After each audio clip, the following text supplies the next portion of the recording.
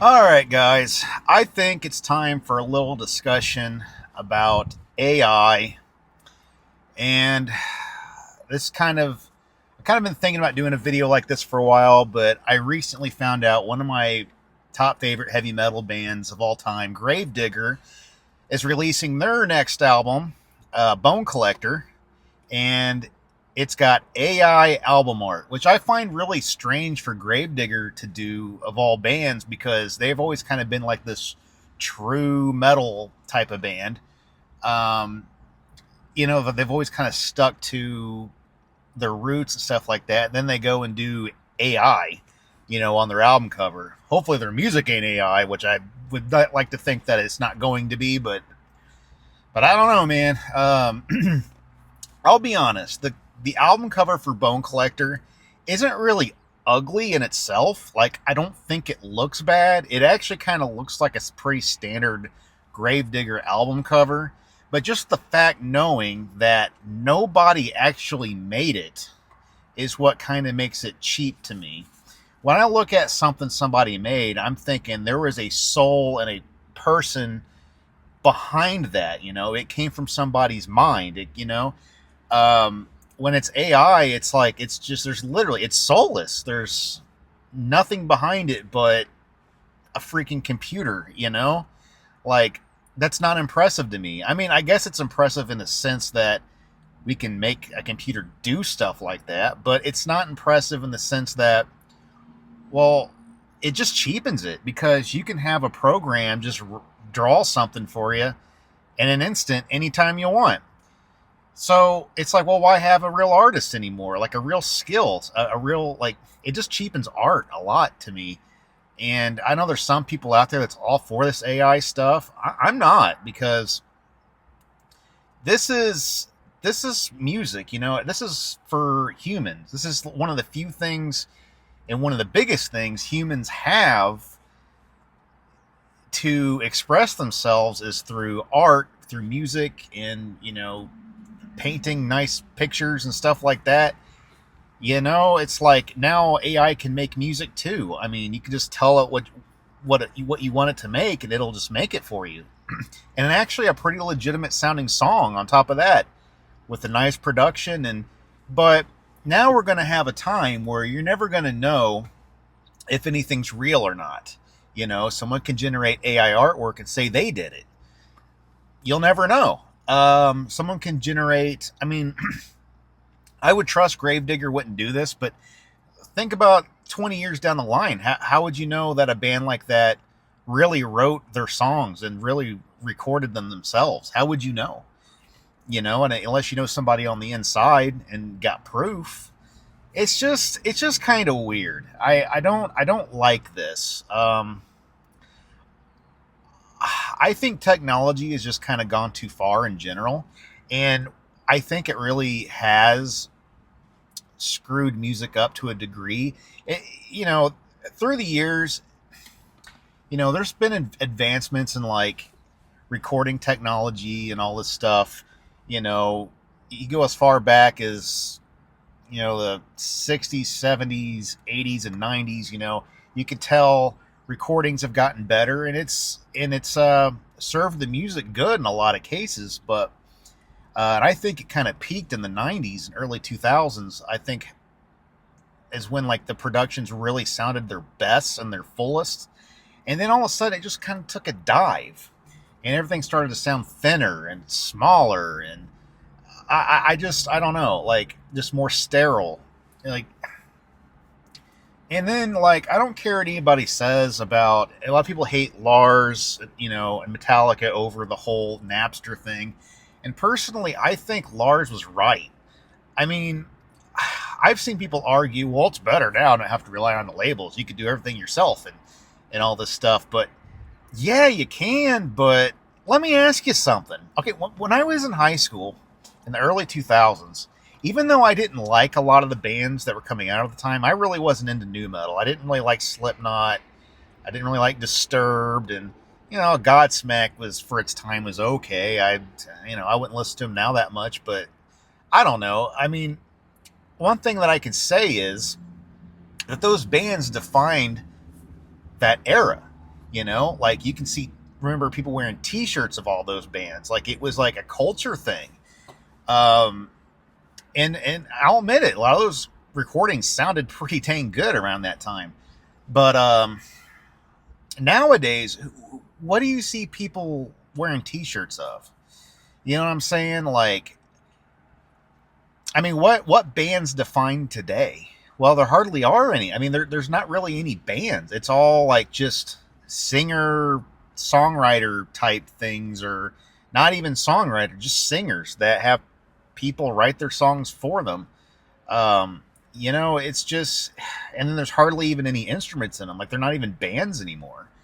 So I don't know. I mean, you think, well, it's better now because anybody can make a record on their own without going to a studio. Well, that's a double-edged sword. I mean, when you go to a real studio, you got professionals that know what they're doing, that's been doing these things for years. Okay, it's producing an album. Being a sound engineer is not easy. It's complicated, and it could take you lots and lots of time to get good at that. Not saying that you can't get good at it on your own, but you know, you got a lot of people making records in their bedroom and in their garage, and then you know, and it's like it really sounds like it.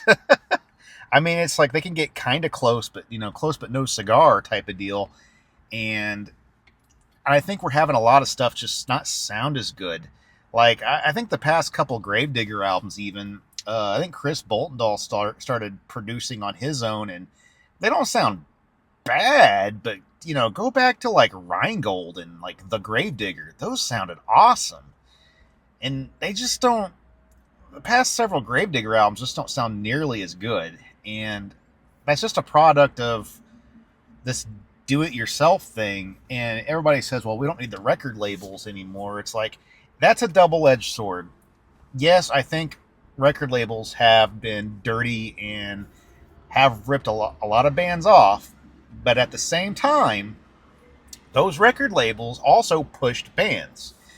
We don't really see things get pushed as much anymore unless they're like great big, you know, mainstream pop bands that honestly I think kind of suck.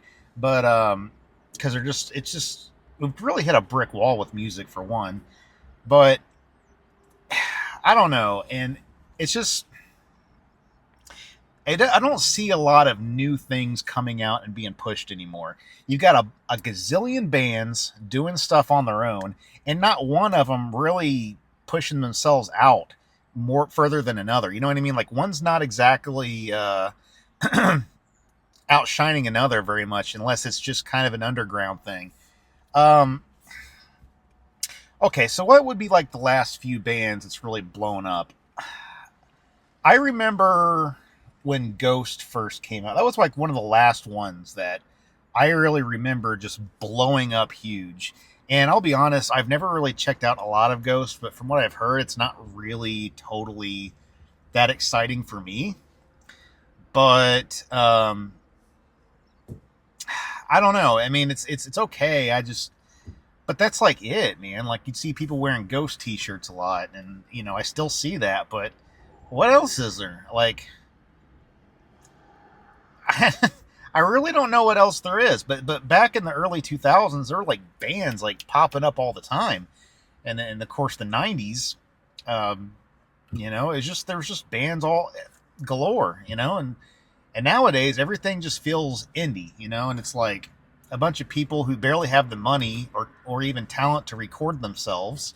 So you got a bunch of crappy sounding albums, and you know, and sometimes having a real producer actually helps. And the reason why I say that is because they actually give out good ideas. I've recorded in studios where I've learned from like the dude behind the desk, you know, like they give you ideas and stuff that you didn't know before, and you can use those ideas for your further albums. And it's like they know what they're doing, you know what I mean? And unless you take a class on it yourself, you know, it's something you almost need somebody else to do for you.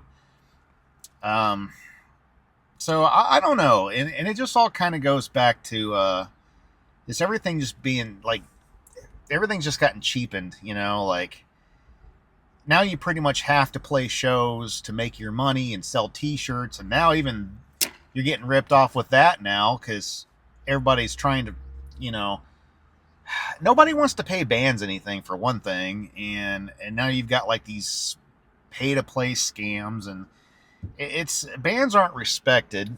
There's a lot. There's too many of them, and so many that I mean that you just can't. You just it's hard to make it big anymore. You know, I don't know. So yeah, you got a lot of music, but I'm hearing a lot of just cut and paste. You know, copying things that's already been done, and that's another thing. That's just I feel like everything has been done. But even so, I don't know. I guess I'm just rambling at this point, but yeah, I feel like this AI thing is gonna put the final nail on the coffin if we don't start, you know, fighting back with this. I mean, I've talked to some people that said, "Oh, AI will never take over completely." Well, I don't know, man. Like, there's a lot of people out there that don't really respect music. It's just something they can listen to for the day, and then they'll just go to the next thing on Spotify, and you know what I mean? Like it's not the type of like people used to like really like they would take their music to the grave. You know what I mean? They'd want to be buried with their records. You know what I mean? Now it's just like, yeah, I'll listen to this for 5 minutes, and then I'll see what else is on Spotify. I don't know. You know, people don't collect their own music. It's just it has no worth anymore. It's starting to have no value, and it's really starting to show. But I don't know. Now you got computers making music, so that's even less value. I mean, if you can just make a song by pressing a couple of buttons, then you know it's over, man. Like nobody's gonna make it anywhere anymore. It's over. But I don't know. I digress. Whatever.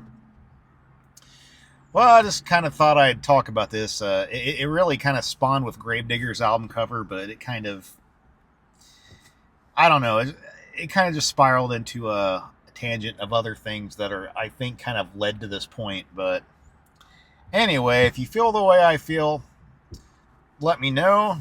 If you feel something different, let me know. Like, subscribe. I'll see you later. Stay metal.